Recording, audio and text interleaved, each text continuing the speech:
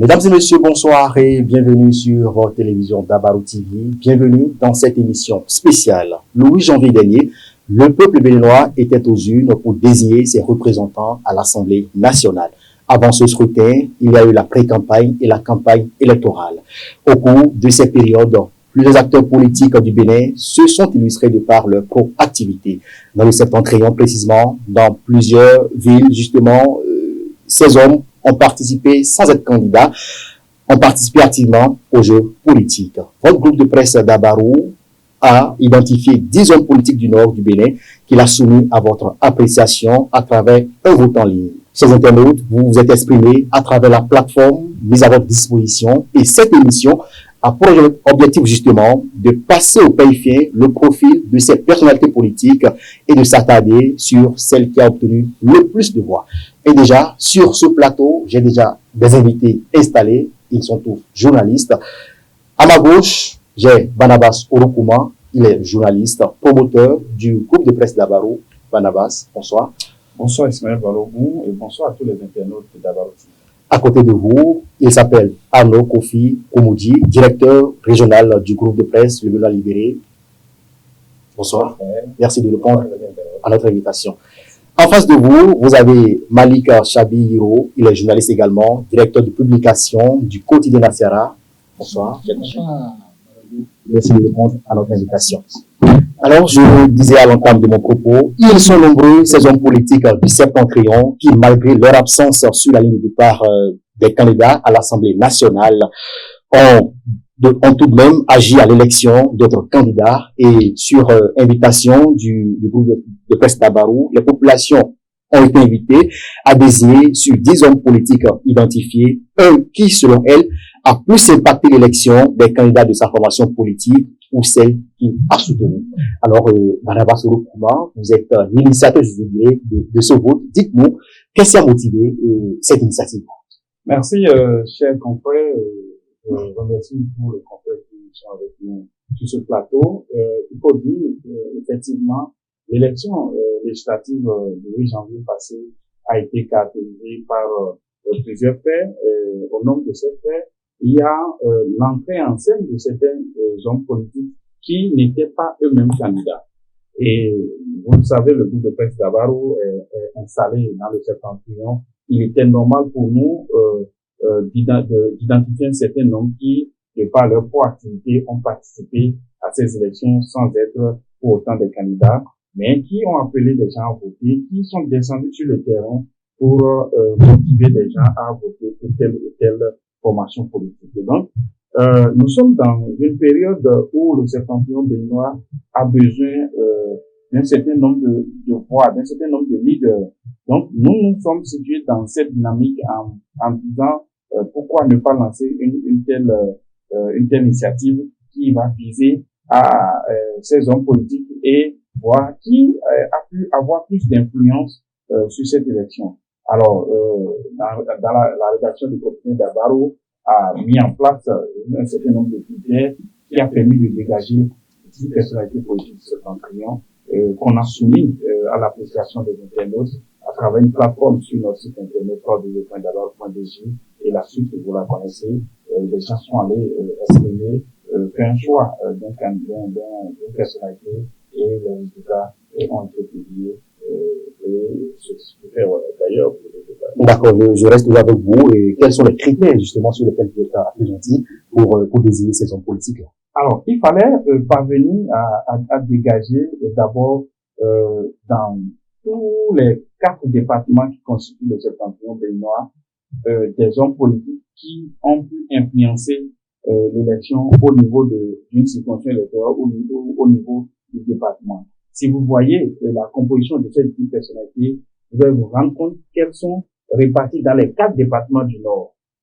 Quand nous prenons par la cour, on a identifié un certain nombre, tels que Aboubakar Yaya de FCVE, tels que Yahi Boni, l'ancien chef de l'État du Parti des démocrates, tels que Walis Zoumarou dans la Tonga, du Parti BR, tels que Sabaï Kate, ça c'est dans la Libouri, Richard Boli Ourou dans la Tonga, Théophile Yarou dans le Borgou. Donc, Il y a eu cette personnalité qu'on a vu vraiment mouiller le maillot lors de cette élection sans être candidat. Et étant donné que Dabaro était également sur le terrain, a fait des couvertures médiatiques de plusieurs hommes politiques, nous avons jugé de par le nombre de fois activités lors de ces élections qui sont en même d'être mises en avant afin de permettre aux internautes de nous dire si vraiment ils ont pu impacter l'élection de leur candidat ou pas. Et ça n'a pas loupé, les gens ont voté et nous avons vu les résultats. D'accord, les gens ont voté, on a vu les résultats. Je viens à vous, Malik Chabiro, une initiative justement. Et quelle analyse faites-vous des personnalités politiques sélectionnées à travers ce vote-là? Merci, Maloro. Quand il faut parler d'analyse en matière quand il faut parler d'analyse en ce qui concerne sa personnalité politique, il faut reconnaître que l'ensemble de ces personnalités politiques sont quand même des acteurs très actifs, comme l'a dit Barnabas. C'est des gens qui sont connus par la population, ils sont, de par leur proactivité, et des personnalités qui font parler d'elles. Donc, en matière d'analyse, je dirais que c'est effectivement des personnalités qui ont impacté, qui ont fait parler d'elles pendant ces élections. Donc, le choix, sinon l'initiative, était quand même la bienvenue pour qu'on puisse mesurer et jauger ce que chacune de ces personnalités-là valait en fait dans la balance. Voilà. Pour vous, à travers toutes ces personnalités, qui pour vous, justement, et à travers ces actions, vous a marqué concrètement? Bon, c'est vrai, on a parlé, Barnabas a parlé tout à l'heure de l'ancien président. Personne ne le voyait venir. Personne ne le voyait venir. En fait, c'est quelqu'un qui a surgi, disons, à 3-4 jours de la fin de la campagne. Sinon que, dans l'ensemble, toutes ces personnalités citées, il y a un, comme l'a dit mon confrère, Bonnie Richard, qui est la Donda, chez une politologue, fait parler de lui maintenant depuis un certain nombre d'années. Il n'est pas inconnu dans le bataillon politique. C'est vrai qu'il est un béninois de la diaspora, mais il est très actif et il fait parler de lui, au fait, au niveau de toute la classe politique. Et quand on parle aujourd'hui du renouvellement de la classe politique, il fait partie d'un. D'accord. On va revenir justement sur cette question. Je donne la parole à votre vis-à-vis.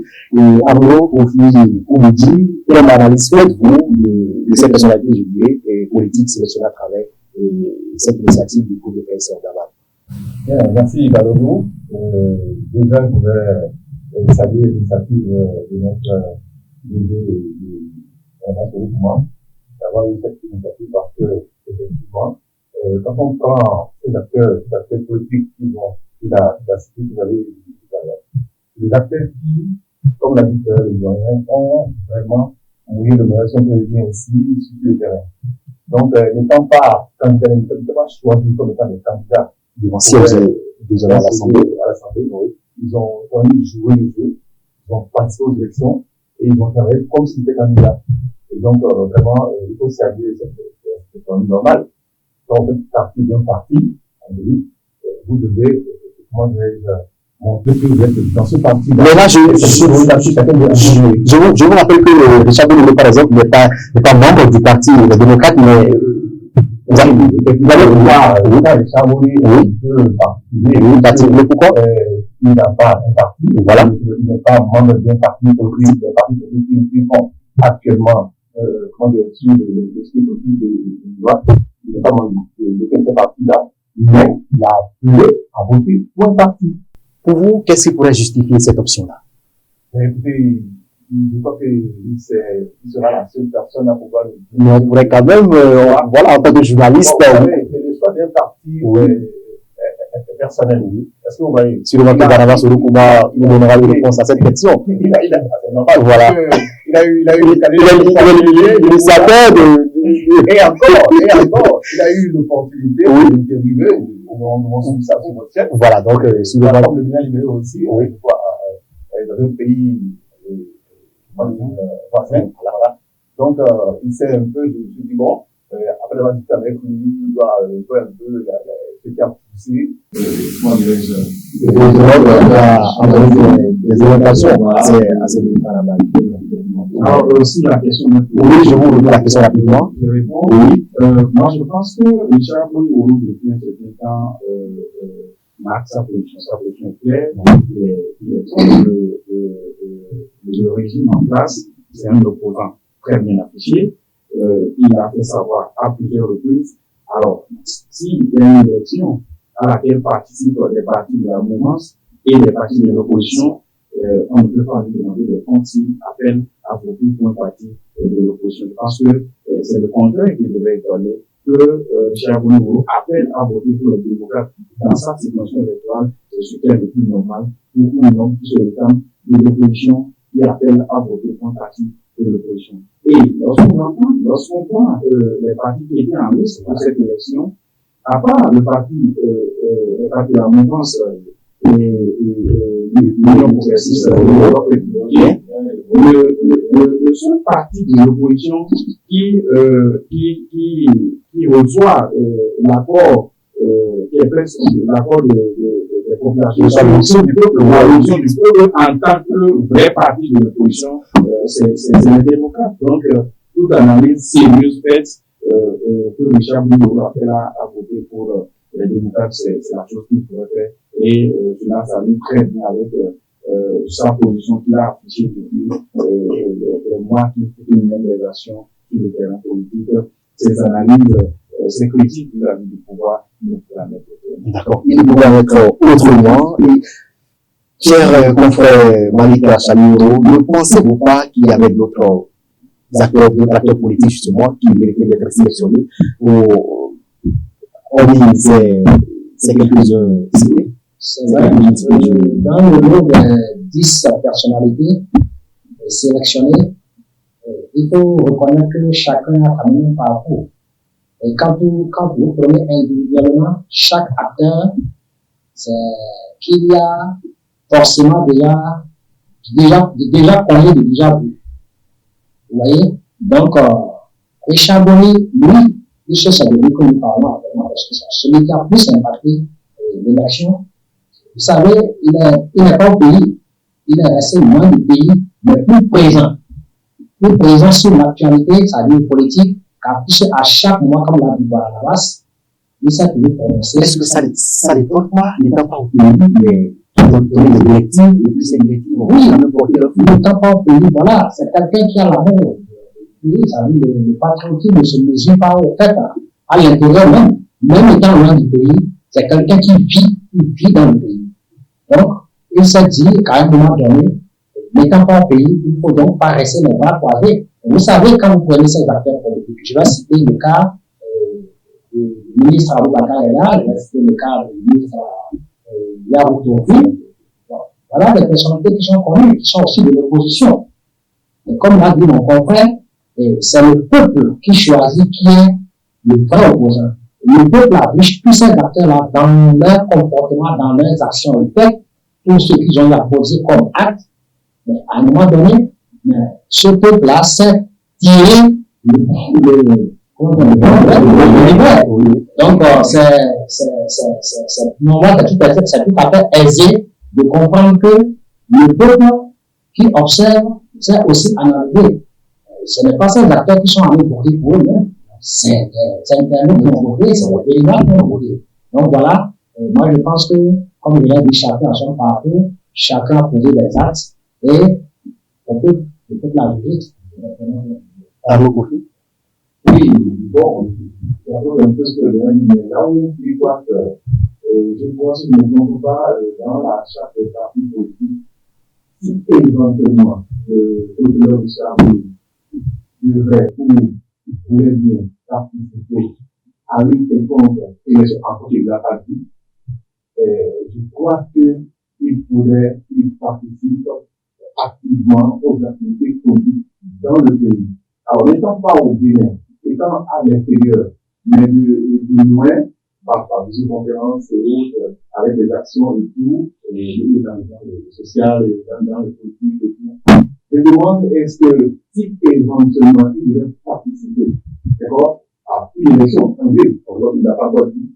Est-ce que ça ne va pas jouer un peu dans le niveau?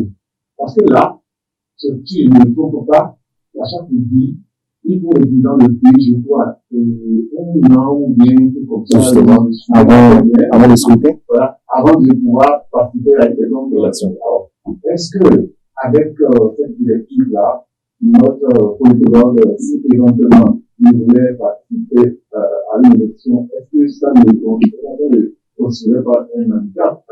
Il pose cette question-là, je ne vais pas pour la réponse. Est-ce que nous pouvons donner la réponse à cette question, puisqu'il a été activement avec lui. Le côté de l'homme, c'est le temps. Non, je ne suis pas d'accord. Je pense que à chaque fois que mon cher confrère a la parole, pas me renvoyer la question. Je ne suis pas proche à un certain niveau de l'homme. Je suis un journaliste qui, à un moment donné, a senti le besoin, à l'identifier comme quelqu'un qui peut se prêter à un certain nombre de questions. Ce qu'il a fait, nous avons lancé un vote en ligne qui, heureusement ou malheureusement, l'a porté en triomphe. Voilà. Alors, ça ne fait pas de moi un homme qui est dans le secret des dieux en ce qui concerne M. Richard Boni-Mourou. L'analyse que je fais est une analyse que lui-même pourrait faire, que n'importe qui ici pourrait faire, c'est sa position de journaliste, c'est sa position d'observateur de la vie politique, c'est sa position d'analyste politique. Alors, pour apprécier les candidats, les 10 personnalités que nous avons sélectionnées, il faut dire, comme l'a dit le doyen tout à l'heure, chacun de ces hommes politiques a un parcours. Nous prenons l'ancien chef de l'État, 10 ans de pouvoir, il s'est retiré, son parti FC2, le parti FC2, il est désormais dans le parti des démocrates, où il a affirmé haut et fort qu'il est désormais démocrate. C'est la première élection que son parti, les démocrates, a eu la chance, c'est la première élection que son parti participe. Il était vraiment normal que Boni Yayi montre que c'est vraiment son parti et que le peuple sache qu'à partir d'aujourd'hui, il n'est plus FCDE. Il l'a fait, il est descendu sur le terrain. On a vu ce que cela a engendré comme une partie des passés. Donc c'était normal que Boni Yayi soit dans le classement. Lorsque nous laissons Boni Yayi, pourquoi la présidente de Aboubakar Yaya? Aboubakar Yaya fait partie des leaders de FCDE après le divorce avec Boni Yayi. Ils ont été à une élection communale à laquelle ils ont été portés en triomphe dans la 8e situation électorale. Je vous ai donné droit à la mairie de Parakou, qui malheureusement ils ont joué pendant 2 mois ou 3 mois. Et on attendait à ce qu'Aboubakar Yaya, en tant que leader des FCDE, soit positionné. Il ne l'a pas été, mais il a participé à la campagne électorale. Voilà pourquoi sa présence. Lorsque nous prenons Ousmane Traoré, il a fait une très belle campagne, il a fait bouger avec les jeunes leaders, et il est allé au-delà de la 8e situation. Il a amené vraiment des actions sociales, des actions politiques sur le terrain. Les adhésions, on a vu, mais à l'arrivée, il n'a pas été positionné. Il ne s'est pas arrêté là, il a participé activement. Il a toujours eu le maillot. Voilà pourquoi il est présent sur la liste. Théophile Yaro, le FC2, il crée un parti, Elena qui se réclame du centre, qui a finalement balancé vers la mouvance, mais dans le parti Union Progressiste, il a participé activement. On a vu les résultats dans la 7e situation. C'est normal que Théophile Yaro soit dans ce parti. Lorsque nous prenons Sabaï Kate, on ne pouvait pas s'attendre à ce qu'il ne soit pas sur la liste, parce que son challenger, Sina a été positionné. Lui, il a été éjecté de la liste et Innocent a été positionné. Malgré ça, il a participé à la campagne. On dira la même chose pour Walid Marou, qui a été fait candidat d'honneur par le parti donc et dont le retrait la liste n'a pas été facile. On va dans la Takora, voilà. c'est pareil. Il y a un autre, il ne faut pas oublier, Sakalafia. Sakalafia, qui est un leader du parti Union progressiste, qui, de sa position de président de la Sénat, ne pouvait pas s'afficher, mais nous sommes au courant des débats et bien de ces hommes politiques. Nous savons ce qu'il a été dans le score que l'Union progressiste a eu dans sa commune à Ferreret. Voilà pourquoi il est. Et la première vice-présidente, la vice-présidente de la République. L'Union progressiste, on a vu comment elle est descendue sur le terrain, elle a battu campagne, elle a tout fait remarquer qu'elle n'est pas candidat pour que l'Union progressiste passe. Donc, on dira autant pour chacun de ces personnalités que nous avons identifiées. Richard Boni-Oro, très actif depuis un certain moment avec des actions sociales, de la construction des écoles. Nous, au niveau du quotidien, nous avons été, au niveau du fait d'avoir le pouvoir des écoles qu'il a fait construire, pour voir des lampadaires qu'il a passés, pour voir, on a trouvé son activité de top entrepreneur qui a formé des jeunes entrepreneurs. Donc, on a vu les messages qu'il a envoyés en langue Lomo, en français, en Dendi, pour appeler ses parents à voter. Malgré qu'il n'était pas au pays, il a organisé des meetings auxquels beaucoup de personnes ont envoyé. C'était normal qu'il soit cité parmi ces personnels. D'accord. Voilà un peu le profil de chacun et les motifs qui nous ont aussi à choisir ces hommes politiques. Et la question qui a été posée, oui, effectivement, il y a d'autres personnes qui auraient pu faire partie de cette liste qui, par exemple, par exemple, vous pouvez citer Kamal Wassangari dans le GKP. Effectivement, mais il s'agit de 10 personnes. On ne pouvait pas citer tout le monde. Il fallait considérer certains critères à proactivité, le score obtenu au niveau de la situation. En tout cas, vous avez fait votre choix et les internautes ont justement voté et ont choisi l'homme politique qui a le plus impacté pendant cette période électorale. Vous, quelle appréciation faites-vous du choix des internautes? Je pense qu'ils ne se sont pas trompés. Ils ne se sont pas trompés parce que de tous ces acteurs cités, oui, celui qui s'est fait plus remarquer, comme l'a dit Barnabas, c'est celui qui a été choisi. Il a été vraiment proactif, très très présent sur le terrain. Je ne coupe pas la parole à mon doyen. Il faut faire remarquer que Richard Boni-Oro est un homme des réseaux sociaux. Il est très présent sur les réseaux sociaux. Il a une page très active. Il intervient ses analyses sur les réseaux sociaux. Le vote a été lancé en ligne. Il a une très forte communauté qui est derrière lui et il a appelé à voter pour lui sur ses réseaux sociaux. Donc, je pense que c'est quand même normal qu'on comprenne que il a utilisé des atouts qui aujourd'hui sont indispensables pour que ce soit un homme politique, que ce soit nous les médias, pour l'avoir. C'est clair.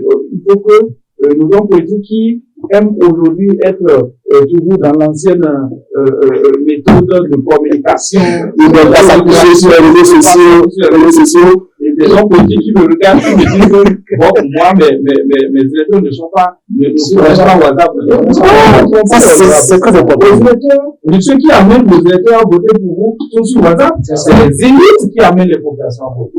Donc si vous négligez les élites qui sont les étudiants qui ont le WhatsApp, qui sont les fonctionnaires qui ont le WhatsApp, et vous pensez est-ce que c'est les populations qui disent que ça a été présent? Non, ce sont les élites qui amènent à porter un candidat. Donc, si vous dites que ça leur apprendra désormais à faire confiance aux médias, à utiliser les nouveaux méthodes de communication. Et c'est un enseignement. On ne peut pas continuer par faire comme il y a 10 ans en arrière, il y a 20 ans en arrière. Non. C'est une leçon. Voilà. C'est une leçon. Je vais vous rapidement. Vous continuez. Comme l'a dit mon confrère, ça veut dire que tout ce qui a été fait par le passé est caduque. Ça veut dire? C'est caduque. Donc, il faut s'adapter au nouveau temps. Il faut s'adapter à la technologie. Et comme l'a dit, ces politiciens qui disent qu'ils ne sont pas les politiciens de WhatsApp, les réseaux sociaux, vous avez compris la leçon. C'est une très bonne leçon parce que Et Richard Boni, comme il a dit, c'est un homme de réseau, c'est un homme qui est, il se sent plus même dans le pays que ceux qui sont à l'intérieur. D'accord. Parce que, Oui, disent que les réseaux sociaux ne sont pas un moyen de communication. c'est vrai.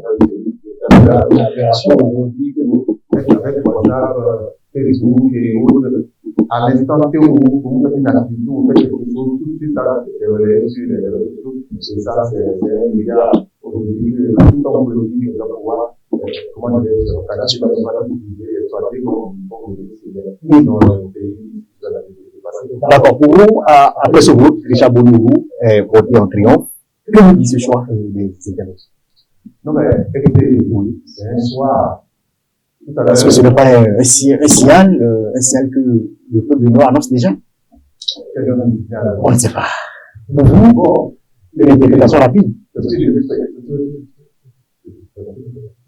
Oui. Quand on sort, vous êtes sur les réseaux sociaux, Oui. les populations voient plus. Aujourd'hui, que ce soit des laboratoires, que ce soit des étudiants, que ce soit, je ne sais pas quoi, des lieux où il y a tout le monde a un traitement de bonne envie. Est-ce que vous voyez? Alors, quand, tout à l'heure, comme je disais, un acteur politique, un individu, vous utilisez tout ce que vous faites est réel tout de suite. Et l'activité a, comment dirais-je, au côté de Boni, puisque il a vu qu'à travers ces médias-là, il y a une opportunité à faire connaître ses activités, ses actions, et il en a profité. Et la preuve, c'est celui qui a été choisi par les internautes. Et voilà, donc je pense qu'il a fait le bon choix.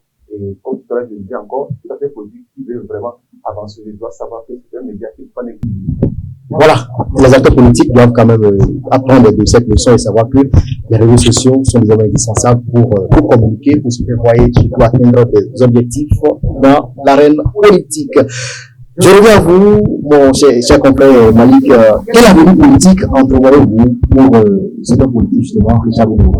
il faut, quand on voit déjà les pas que l'on pose, ça veut vous dire qu'il est le roi béninois. Vous le voyez bien. Le roi béninois, parce que, qu'on le veut ou pas, il est un politologue, il n'est pas un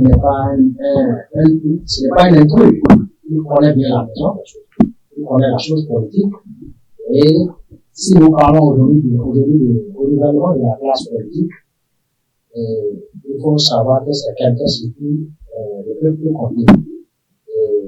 Dans 2 ans, dans 3 ans, Richard Boni, tel qu'il a commencé par poser les pas, c'est vrai, comme l'a dit mon confrère, il n'est pas membre du parti des démocrates, il a appelé à voter pour les démocrates. C'est déjà un signal. Ça veut dire qu'il a déjà une ligne. Et comme l'a dit aussi Barnabas, quand vous le suivez depuis des années, depuis bientôt 7 ans, il est resté constant parce que c'est quelqu'un qui est très critique de la vie du régime en place et il ne voit pas pouvoir pour les prochaines choses. On parle de son absence. D'accord. Ça, c'est déjà, vous le mettez déjà, les souhaits. Absolument. D'accord. Voilà, mais jusque-là, il n'est pas quand même membre de parti politique, et si vous ne voyez pas, et d'entorse à cette, voilà, à ce but que vous aimez. Non, il est déjà un militant engagé. C'est déjà une personnalité engagée. Adhérer à un parti politique ou créer un parti, tout est possible. Puisque, bon, il parle moyen, mais je pense que nous, dans la charte, avant d'être candidat, il faut un parti politique, voilà. Alors, si vous voulez, dans la partie d'un parti politique, est-ce qu'en son temps, le moyen, il pourra candidater? Et ainsi, comme le disait Zahir, on a qu'on le voir. Voilà. On a encore 3 ans de moyen. Oui. Il y a le choix de créer un parti politique ou d'appartenir à un parti politique. Voilà. Est-ce que oui, le temps lui permettra de pouvoir faire connaître ce parti-là et de participer aux élections? D'accord. Madame Assoro-Kouva, quel avenir politique entrevoyez-vous pour Richard Boni? Je pense que le résultat de ce vote présage d'un très bon avenir politique pour Richard Boni. D'abord, ses actions qu'il mène sur le terrain le positionne dans le cœur des Béninois et à la recherche d'un leader, si je parle du septentrion. septentrion, parce que Boni Yayi, qu'on le fait ou non, Boni Yayi, c'est le passé. Ce que nous avons vu lors de ces législatives n'est que l'effet d'un ancien chef d'État qui a beaucoup manqué au peuple, qui l'a refusé. Boni Yayi ne sera plus président de la République au Bénin. Boni Yayi, leader politique qui soit, ne pourra plus diriger ce pays. Donc, on ne peut pas compter Boni Yayi parmi les leaders politiques de l'avenir. Boni Yayi, c'est du soleil couchant. Et dans le septentrion, si un homme politique commence pas à émerger, ainsi, ça veut dire que ça porte de très bonnes nouvelles pour l'avenir. Et nous pensons que Richard Boni Woro a pu démontrer en venant à la tête de ce sondage que il est en train de vouloir s'imposer en tant que leader dans la partie septentrionale, et ce n'est que de là qu'il pourra étendre ses tentacules dans la partie méridionale. Ses actions font déjà parler de lui. Il donne de l'eau à plusieurs populations, il donne de la lumière, il donne de l'éducation à travers les sables de glace. Je pense que on ne peut pas attendre mieux d'un homme politique qui veut s'imposer comme leader. Alors, nous allons attendre voir ce que l'avenir va donner. De son appartenance à un parti politique, Patrice Talon a été élu président sans avoir un parti politique. Boni Yayi a été élu président sans avoir un parti politique. Et Richard Boni Woro peut sauter à la veille des candidatures de 2026, dire qu'il est moyen Bénin et aller à l'autre moyen Bénin. C'est plus possible. C'est bien possible. C'est bien possible d'appartenir à un parti politique quand on le veut au Bénin. Oui, non, bien sûr. Non, il n'y a pas de voilà ça. Et il est libre d'appartenir demain à un parti politique. Et il est candidat sous la bannière de ce parti. Exactement, mais c'est ce que je dis. On est à 3 ans des élections présidentielles. S'il est candidat les prochaines élections présidentielles. Nous avons on va voir ce qui va se passer. Il faut qu'il fasse partie d'un parti politique. Il ne peut pas, je suppose qu'aujourd'hui. C'est ça que je dis.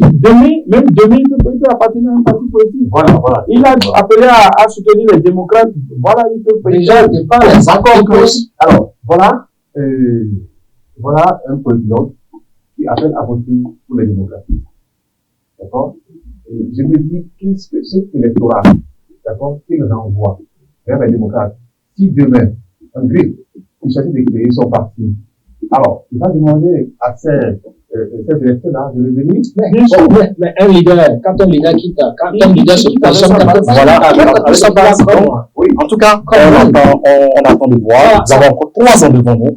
Et je pense qu'en 3 ans, beaucoup de choses sont possibles. Moi, je me dis, alors, si aujourd'hui, il a appelé à les électeurs à voter pour les démocrates, moi, je me suis dit, bon, c'est qu'il est en train de profiler sur le terrain, peut-être intégrer les démocrates, encore que à l'heure où nous parlons, et les démocrates, si les démocrates viennent passer aux élections présidentielles en 2026, il est faudra un candidat. Vous voyez? Donc, déjà, c'est le petit pas que pose notre politologue qui, effectivement, comme l'a dit Ganabat, fait beaucoup d'actions sur le terrain. D'accord. Et ça, c'est louable parce que les populations aiment ça. Et il le faut pour que le pays éventuellement ne pourra tout faire. Il faut des d'actions là pour pouvoir soutenir le gouvernement en place. En tout cas, à l'issue de ce scrutin, 109 députés vont siéger à l'Assemblée nationale, vont prêter serment le 12 février prochain. Déjà, des tractations sont en cours pour désigner ces personnes qui vont diriger cette institution de la République. Sur ce plateau, vous allez me dire de votre position qui pour conduire l'Assemblée nationale pour la prochaine mandature. Alors, je prends la question oui. De toutes les façons, c'est l'Union progressiste qui va avoir le choix. Pourquoi? C'est l'Union progressiste qui a le plus grand nombre de députés à l'Assemblée nationale présentement. Est-ce que l'Union progressiste va certainement avoir le choix. Et dans l'Union progressiste, nous avons des têtes qui pourraient faire l'affaire. Je prends l'exemple que l'ancien président de l'Assemblée nationale, qui pourrait être reconduit pour un second mandat. Mais à part lui, il y a des personnalités telles que Agonossi Girac, qui a une carrure d'homme politique rassembleur. Il faut le dire, durant cette mandature, on l'a vu vraiment au charbon, on l'a vu vraiment défendre certaines lois que plusieurs députés n'ont pas pu faire. Je connais des députés qui n'ont jamais ouvert leur bouche à l'Assemblée nationale pour dire quoi que ce soit. Il a été très actif, il a défendu, que ce soit bancal ou pas, il défend la position du législateur qu'il est. Et c'est des gens comme ça qu'il faut. Il pourrait faire un trait d'union entre la partie septentrionale et la partie méridionale du pays. Et je vois en lui le reflet d'un homme charismatique qui peut rendre encore plus dynamique l'Assemblée nationale. Je pense que moi, si j'étais député, je voterais pour lui. D'accord. Il l'a dit déjà. Mais Barnabas l'a dit, vous savez qu'il y a des noms qui sont cités actuellement. Oui. Et quand le veut pas, ça dit le perchoir, reviendra forcément à l'UPR. Est-ce que vous ne voyez pas que les cartes peuvent se jouer? Oui, mais nous sommes à l'heure des tractations. Nous sommes à l'heure des tractations, et puis il y a des noms qui sont cités. Voilà. Le nom de l'ancien président qui veut empirer. Voilà. Nous avons Joseph Dogonou, Topanou qui est là. Qui est aussi à l'affût. Oui. Et Gérard de la il y a quand même des visages à qui on ne peut pas confier l'Assemblée nationale. Absolument. Il y a des noms. Voilà,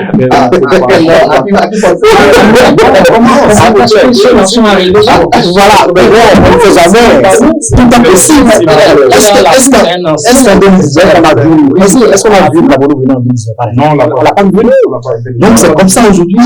C'est vrai qu'il y a des noms qu'on ne peut pas citer. On a que ces noms.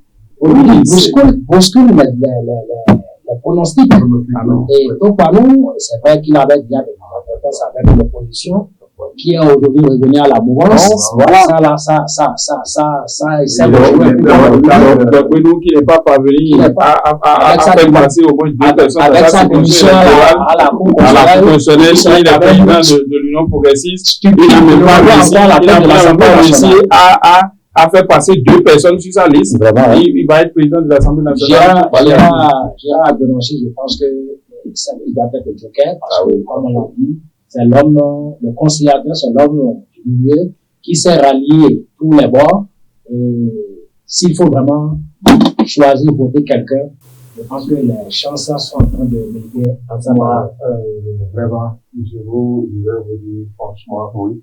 À l'heure actuelle, quand vous regardez un peu le visage politique de l'Assemblée, le visage de tous ces acteurs politiques qui pourraient éventuellement occuper le perchoir, moi, de mon comité, de choisir quelqu'un tout de suite. Comme tu l'as dit tout à l'heure, l'ancien président de l'Assemblée est un potentiel candidat, également. Et celui que vous refusez, celui que l'ancien président de la Cour constitutionnelle, est aussi un débat. Attendez, est-ce qu'on attendait de venir à la Cour constitutionnelle? Est-ce qu'on attendait à la tête de l'Union progressiste? Vous voyez, c'est des mouvements qui sont arrivés et tout le monde a été suivi un peu. Donc, vu que c'est pas évident, bon, la politique, un mandat de transition. Et qui dit mandat de transition, le chef de l'État lui-même est en fin de mandat. Donc, je pense qu'il faut vraiment tenir compte de ces paramètres-là pour vous dire que le choix du président doit être un président qui fait, au fait, l'unanimité, un consensus. Alors, pour éviter ce que nous connaissons, tout est possible. 30 secondes, votre mot de la fin. Le mot de la fin, vraiment, ça passe très vite. Bon, d'accord. Et je pense que le sondage que le groupe de presse a organisé est vraiment une première. Et il faut vraiment louer l'initiative. Ça fait connaître davantage nos acteurs politiques, qui sont ceux qui sont là, qui agissent dans l'ombre, ceux qui sont en contact avec les populations. Ce sondage nous a permis de connaître à peu près le visage de cette classe politique là dans le septentrion. D'accord. Allô? Oui, écoutez, franchement, il n'a pas bien passé. Donc, tout à l'heure, je vais également aller dans le même sens que le doyen. C'est effectivement une initiative de débat que je salue, parce que ça a permis de mettre un visage sur les acteurs politiques là qui, effectivement, exploitent un peu les réseaux sociaux pour essayer un peu d'impacter la population et et aussi ceux qui sont intervenants actifs sur le terrain. Et donc, je salue l'initiative et je dis bon vent à la politique, hein, parce que, comme on l'a dit tout à l'heure, il y en a qui sont finissants, il y en a qui sont montants, montants, naissants, et il y a d'autres qui sont déjà roulés un peu dans le système, et avec tout cela, il va avoir, une salade, et cette salade-là, va sortir du coup à quelque chose qu'on verra peut-être bientôt. Donc, voilà ce que je veux dire. Oui, merci beaucoup, je pense que le vin est tiré. Charbonneau, à la suite de ce sondage que nous avons initié à porté en triomphe, c'est un message fort à son endroit, c'est un message fort à l'endroit des hommes politiques du septentrion du Bénin, c'est un message fort à l'endroit des populations du Bénin qui doivent savoir que il y a quelque chose qui est en train d'être fait et qu'il faut accompagner, qu'il faut entretenir. Un leader se dégage dans la partie septentrionale, un leader se dégage au Bénin et il faut tout faire pour pouvoir accompagner, nourrir cette fleur qui commence par germer et en faire vraiment un produit parce que nous voyons déjà des actions qui rassurent de ce que demain sera meilleur parce que quelqu'un qui donne de l'eau à boire aux populations, quelqu'un qui donne de la lumière sans être à un poste de responsabilité dans le pays, qui n'a jamais gagné un seul marché dans le pays, c'est quelqu'un qu'il faut apprendre, qu'il faut accompagner et l'amener au plus haut niveau pour qu'il puisse faire mieux. Je pense que c'est très bien. Je remercie tous les votants qui ont participé à ce vote, qui ont pris leurs ressources pour faire ce vote. Ça exprime combien Dabaro est suivi, ça exprime combien nous sommes pris au sérieux et on aurait voulu avoir tous les hommes politiques qui n'ont pas été positionnés. On aurait voulu faire un sondage national, mais pour cette première, qui nous excuse les ratés, qu'ils acceptent que ça se soit déroulé ainsi et qu'ils restent chez Dabaro, le presse Dabaro et le meilleur reste avec. Le succès n'est pas final, l'échec n'est pas fatal, c'est le courage de continuer qui compte. C'est sur cette citation de Winston Churchill que nous mettons le thème à cette émission qui a passé au pays fait le profil de cette personnalité politique et de s'attarder sur celle qui a obtenu le plus de voix à travers ce vote initié par le groupe de presse Dabaro. Merci à toute l'équipe de réalisation. Je vais nommer Samuel Cheval-Damou, Kurt Zamba et Diane Kotoko. Merci à vous, chers internautes, de nous avoir suivis et à très bientôt.